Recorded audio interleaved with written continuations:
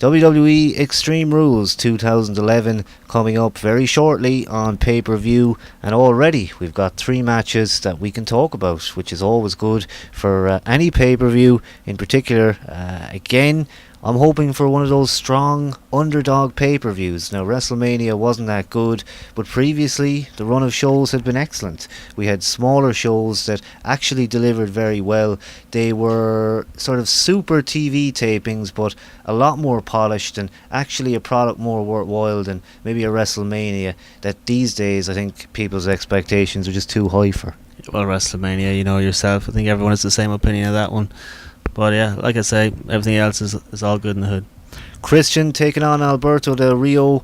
Everybody knew it was coming. Ladder match for the vacant World Heavyweight Championship. Maybe this was the way they were going to go anyway. Maybe we're going to have Edge losing this at Extreme Rules, and they had already maybe we're going to go on the Christian Del Rio thing. I probably, I think that if... Did Edge say it was pre-Mania where he had that information given to him? He did, yeah, and he worked through Mania. Yeah. Well, I'm sure it was probably the case for Del Rio to go over initially, but with that, maybe Edge had a word in the boss's ear and said, hey, listen, any chance I can retire with the belt, since, I'll give you a good few years of my life. And I'm sure Vince went, yeah, but we'll get it to Del Rio post-Mania ASAP. So I think Christian's definitely going to job on that one. I don't think he's going to walk out there with that World Heavyweight Championship by any means. Absolutely. He's very much a feeder talent for Del Rio, isn't he? He's doing it for Edge, but... That's right. Standing in and taking that loss, and like you say, maybe that's what was going to happen. Del Rio was going to win it this time, the belt for certain. Talking about predictions, I would probably also go with Del Rio on this. I definitely reckon it's going to be him taking the World Heavyweight Championship. And actually, it's nice to see there's 2 guys in there. It's a vacant World Heavyweight Championship, so there's going to be a new champion. And Del Rio, that's actually really great to see he's going to get it, I think. Yeah, could we be swerved? I genuinely was loving the R-Truth stuff on Monday. I think when he went through on the first, it was a gauntlet or some that was crazy it. Shit. Yeah. On the second one, I was like, come on, Truth, you He can was do a it. survivor. You can do it. Yeah. And he did it again. I was like, come on. I was marking out for that, even though I hate the fucking guy. But I think his problem really is that...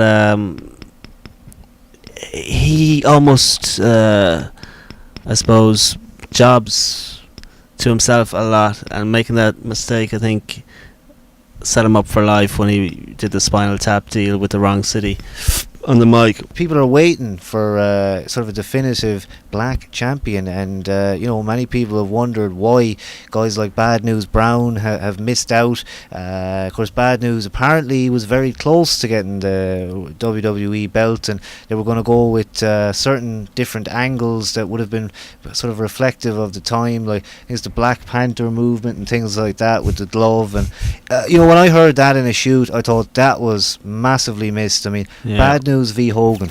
He was a badass guy. He really did. Legit badass. Yeah, I think definitely a legit badass. There was somewhere else I read about him. Maybe it was a Bret Hart book or something like that. But yeah, he's definitely supposed to be a badass guy. Bad News Brown. You remember Zeus? Zeus. You sent me that promo. Christ. Zeus and Savage. He would have been a good black champ. I suppose Ron Simmons carried the belt for a while there in WCW, didn't he? This is it. That was true. WCW did kind of, I think, at least do that. It's a gaping hole, really, in the history to think that. I mean, a guy like, has even a Bobby Lashley held the World Heavyweight? Lashley, ECW champ, maybe. ECW champ, yeah, of course. If anything. And I mean, I suppose you could argue that Mark Henry, a guy like that, as well as him, both had that ECW championship at some point. I think just going on this one, because ultimately it's all been said about Miz and Cena, it's what they want to do with them now, really, isn't it? And I think at this point it just looks funny on paper as well. It really does, yeah. You got 2 hip hop kind of guys in there, and then you got the Miz with the belt, who's far from hip hop. I'd say Miz retain. I think this one's going to go on a bit. I would say Miz, and straight on to this next match. Jerry Lawler, Jim Ross taking on Michael Cole and Swagger. Another fantastic part of Monday Night Raw. JR on that card, just to see it there with Lawler and JR, Cole and Swagger. Then, of course, how they delivered it with JR, his big entrance, attacking Cole. Another thing they're doing now constantly, of course, referring as well to those three commentators involved in this match, is using the commentary table in a totally different way. Now it seems like every other show, if not every show, they're chopping and changing during the card, and I love it actually. It does freshen it up. Which was what show did the core come down and do commentary with Slater, Gabriel, and was that Raw or was that SmackDown? That was fucking very funny. This tag team match, I think, of course, Ross probably not going to do a whole lot, but certainly probably some spots, choking out Cole or something along that lines. But I'm glad to see him as more of a performer now. And actually, this time on Raw, a lot easier to understand. He was very much back into the swing of things, and I actually I kind of felt the old guy, Jim Ross, the one you'd remember, was there that night. I wonder will he get the wrestling tights on. I think some people are breaking his balls on Twitter asking him what he's going to wear, which would be funny. It'll all be shoot with him either way, between Cole and the way the match is booked, but it's fun, I suppose, really, and that's what matters.